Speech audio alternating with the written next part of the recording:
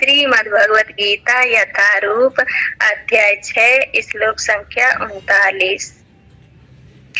एतन्मे संशये कृष्ण छेत्तुमहर्षस्य शेषतः त्वदत्यः संशयस्यास्य चेता नाहि उपपद्यन्ते। एतत् मतलब यह है, मैं मतलब मेरा, संशयम संदेह, कृष्ण मतलब ही कृष्ण, छेत्तुम मतलब दूर करने के लिए, अहर्ष आपसे प्रार्थना है, अशेषतः पूर्णतया, त्वतः आपकी अपेक्षा, अन्य मतलब दूसरा, संशयस्य संदेह का, यस्य मतलब इस, छेता मतलब दूर करने वाला, न मतलब नहीं, ही मतलब निश्चय ही, उपपद्यन्ते पाया जाना संभव है। अनुवाद। हे कृष्ण, यही मेरा संदेह है और मैं आपसे इसे पूर्णतया दूर करने की प्रार्थना कर रहा हूँ। आपके अतिरिक्त अन्य कोई ऐसा नहीं है जो इस संदेह को नष्ट कर सके। तात्पर्य श्रील प्रभुपाद के द्वारा। श्रील प्रभुपाद की जय। कृष्ण भूत, वर्तमान तथा भविष्य के जानने वाले हैं। भगवत गीता के प्रारंभ में भगवान ने कहा है कि सारे जीव व्यष्टि रूप में भूतकाल में विद्वान थे, इस समय विद्वान है और भव बंधन से मुक्त होने पर भविष्य में भी व्यष्टि रूप में बने रहेंगे। इस प्रकार उन्होंने व्यष्टि जीव के भविष्य विषयक प्रश्न का स्पष्टीकरण कर दिया है। अब अर्जुन असफल योगियों के भविष्य के विषय में जानना चाहता है।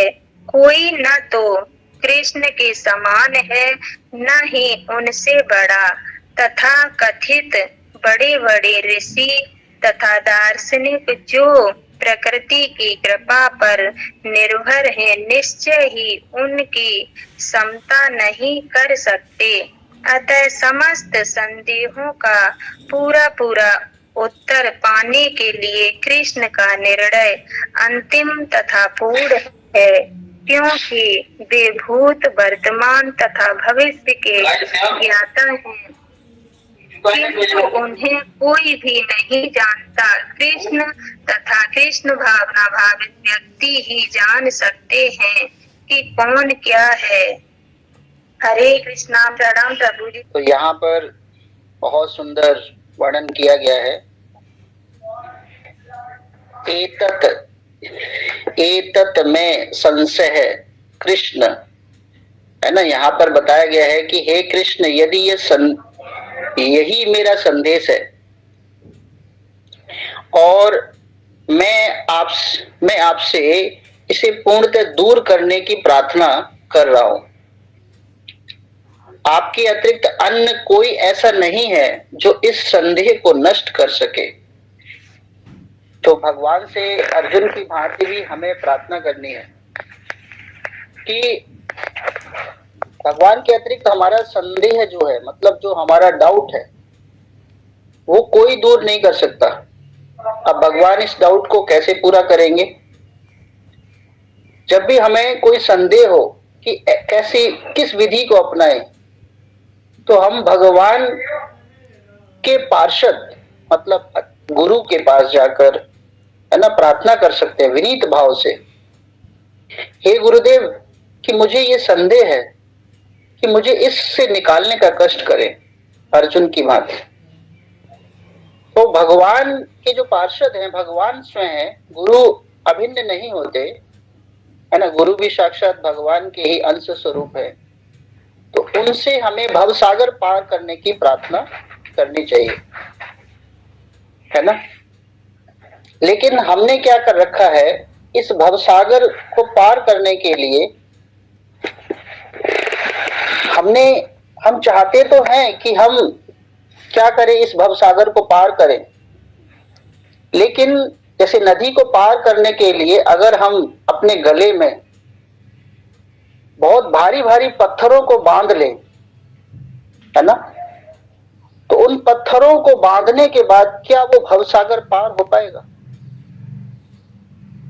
ये पत्थर कौन से हैं? ये पत्थर हैं काम, क्रोध, लोभ, है ना, लालच।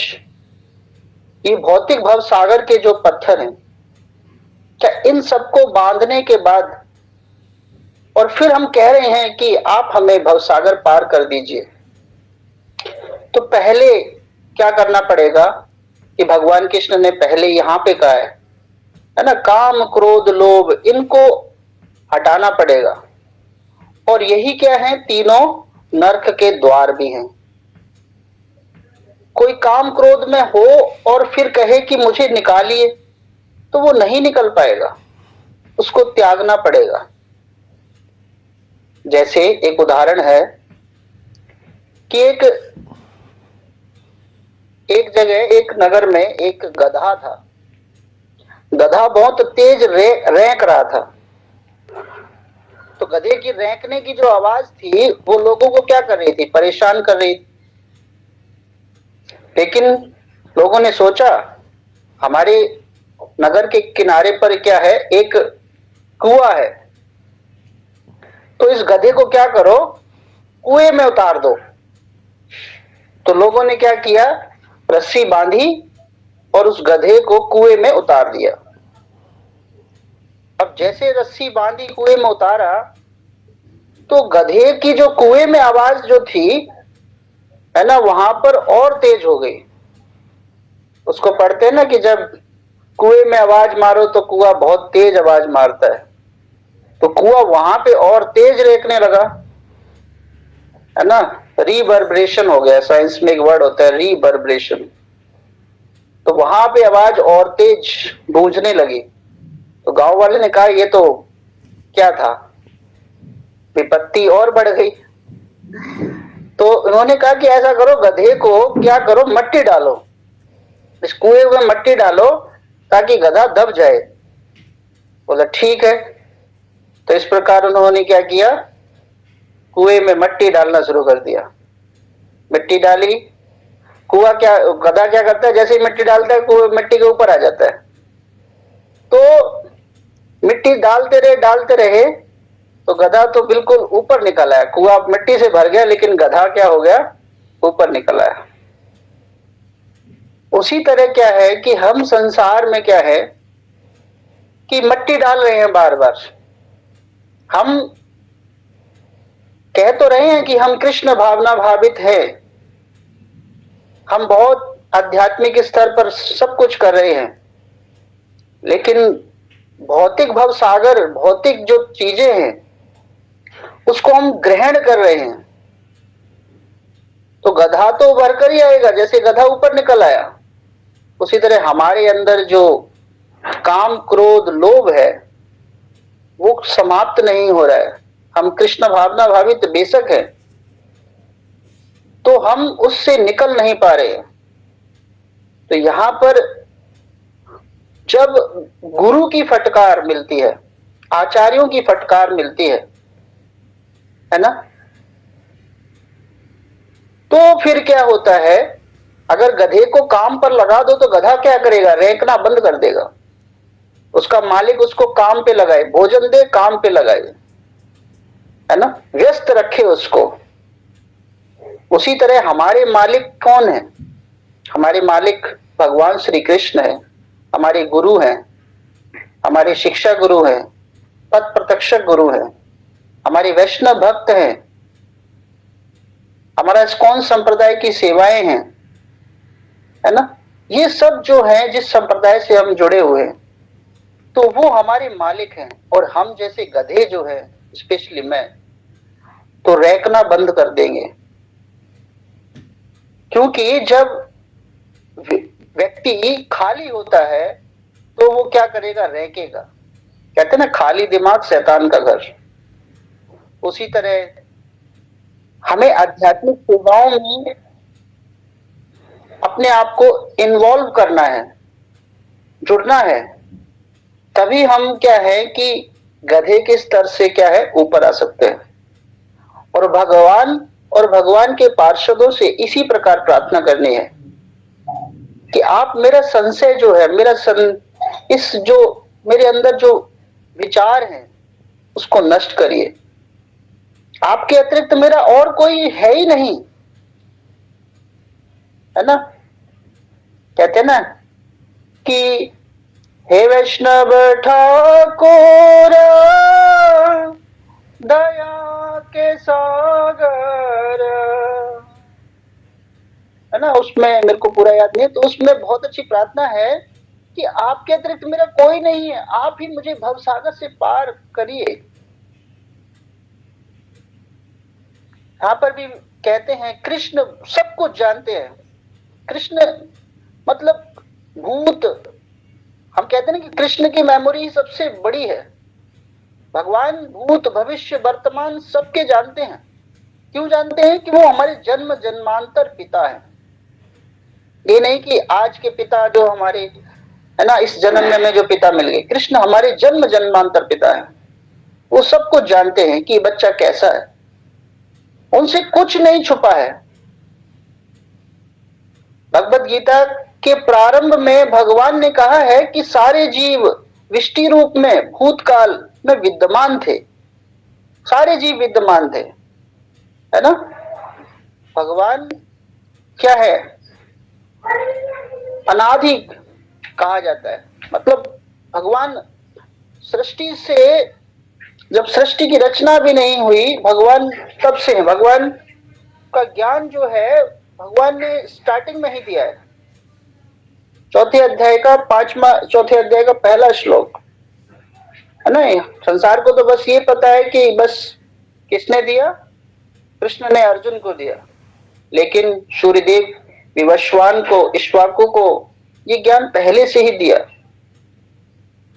तो भगवान ने भगवत गीता जैसे शास्त्रों का विद्यमान किया। ये प्रभु का क्या है? संदेश है। और ये संदेश जो है क्या है? भव बंधन से मुक्त होने के लिए है।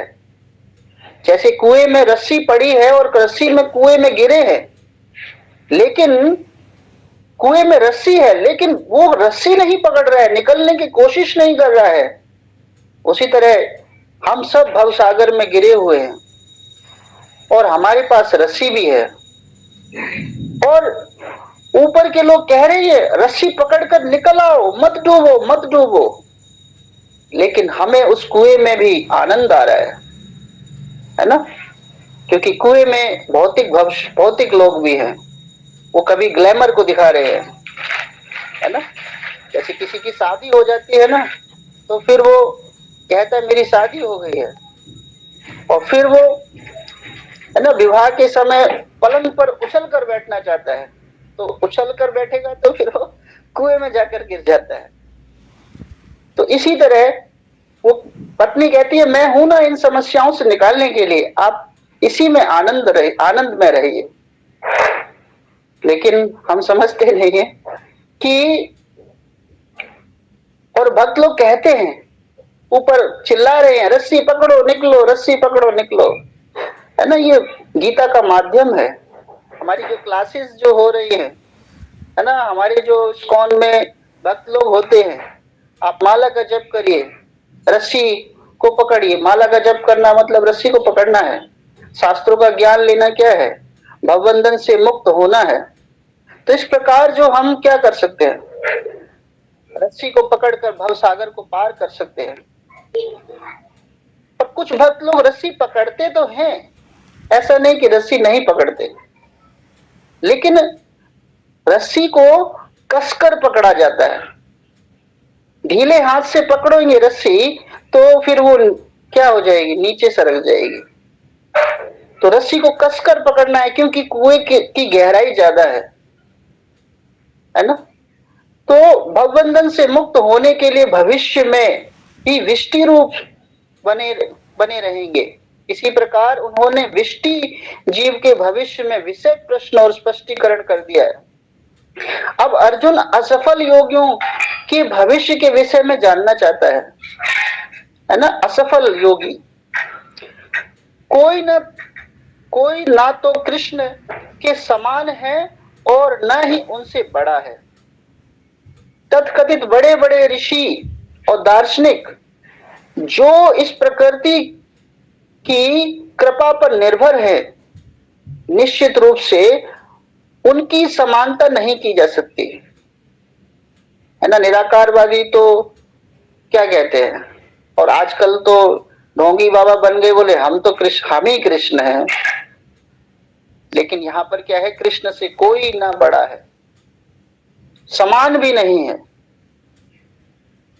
एक बहुत सुंदर श्लोक है, एक मिनट में अभी बुक निकालता हूं।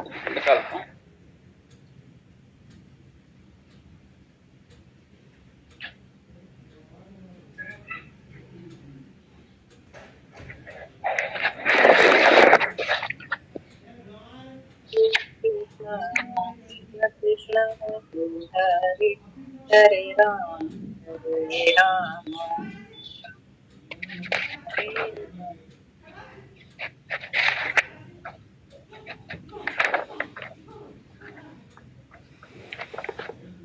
देखिए कितना सुंदर श्लोक है यहाँ पर कि ना भगवान से बढ़कर कोई नहीं है। यहाँ पर ब्रह्म संहिता में बताया गया है, ब्रह्म संहिता के 5.1 में, है ना, ईश्वर परम कृष्ण सच्चिदानंद विग्रह अनादि आदिर गोविंद सर्व कारण कारणम। अब ब्रह्मा जी बोल रहे हैं कि ईश्वर परम कृष्ण, ईश्वर कौन है, भगवान कृष्ण ही है।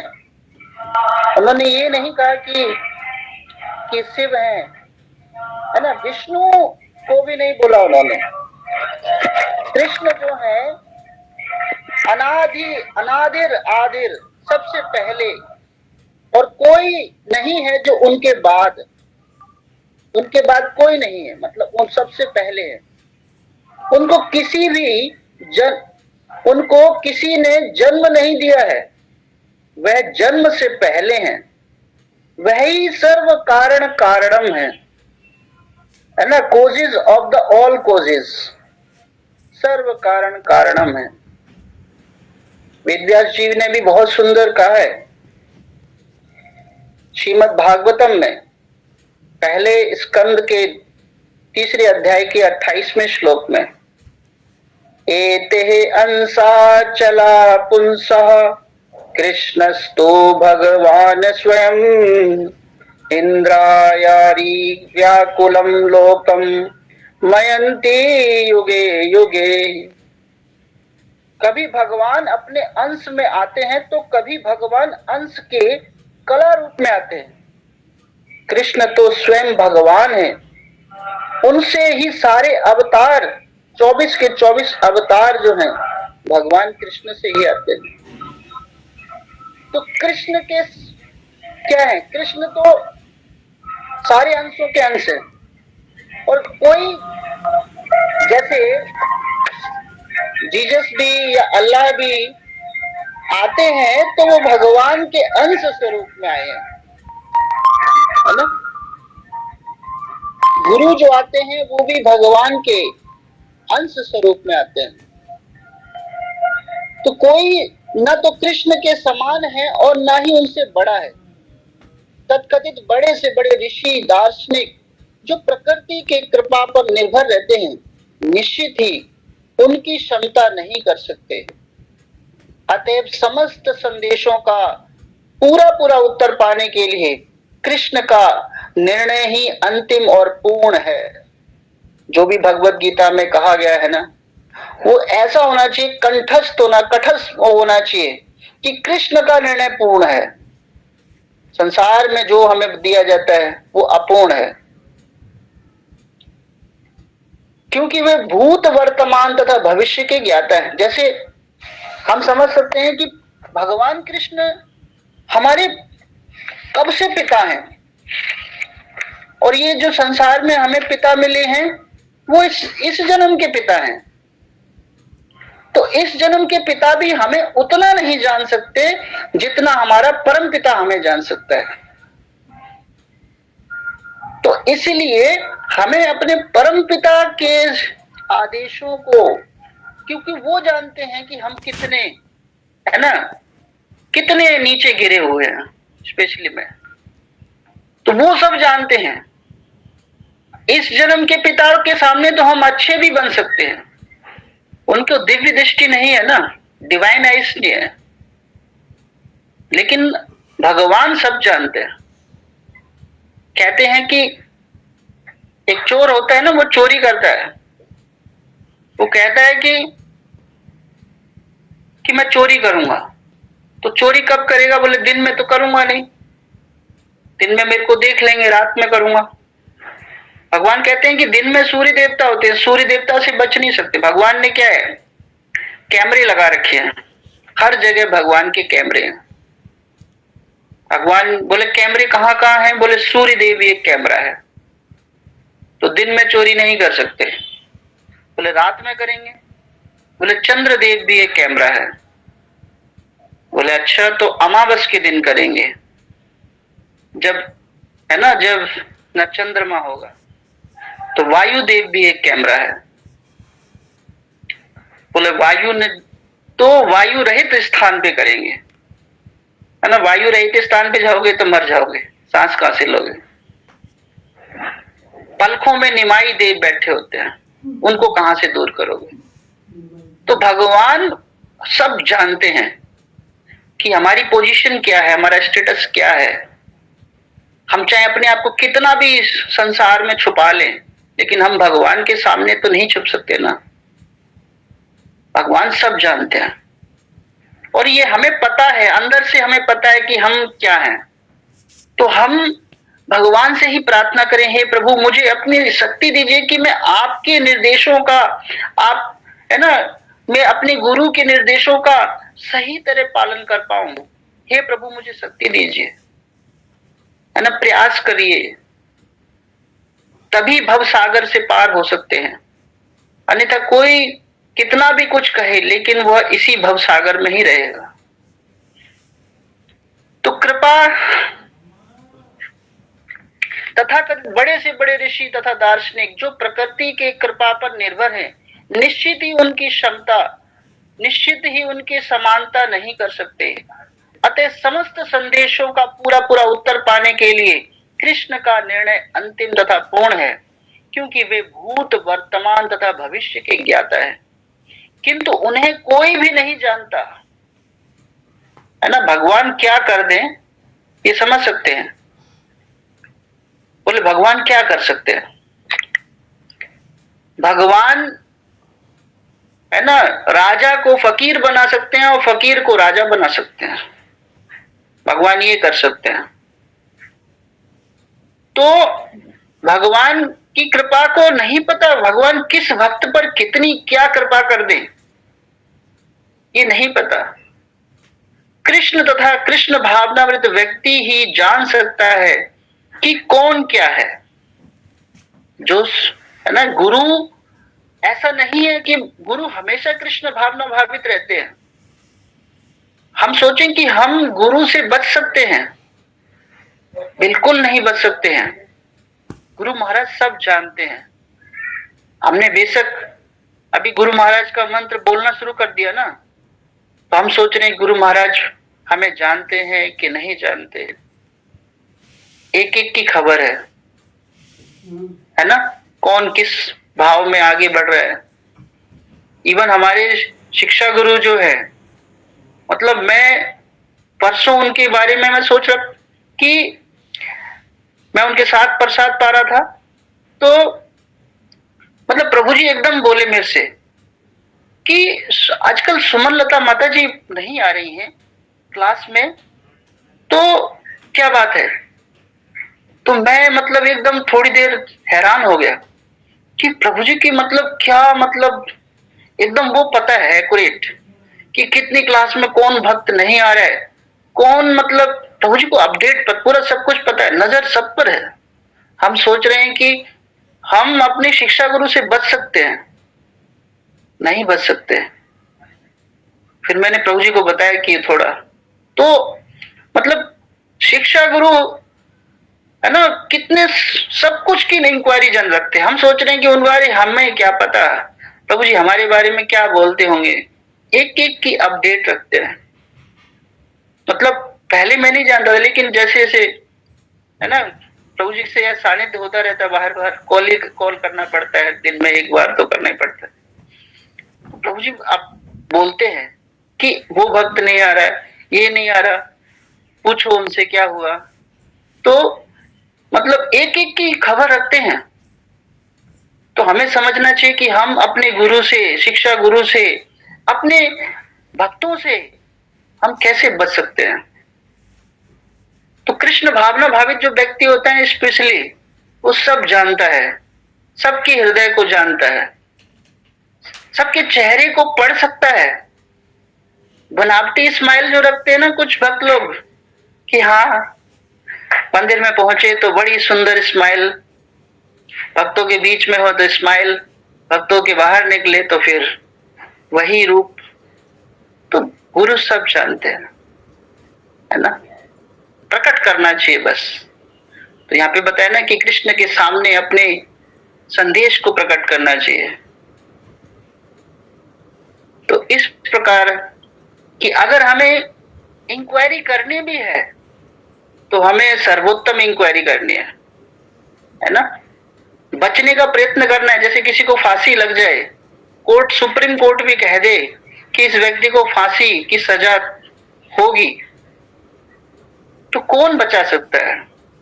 देश का राष्ट्रपति बचा सकता है सिर्फ और सिर्फ, है ना। राष्ट्रपति अगर लिख दे, सुप्रीम कोर्ट ने कह दिया कि इसको फांसी चढ़ा दो, लेकिन राष्ट्रपति कहे कि नहीं इसको फांसी नहीं चढ़ेगी, तो फांसी से बच सकता है ना। तो कृष्ण से प्रार्थना करो, परम पिता परमेश्वर, हे प्रभु मैं तो है ना पापों में ग्रसित हूं,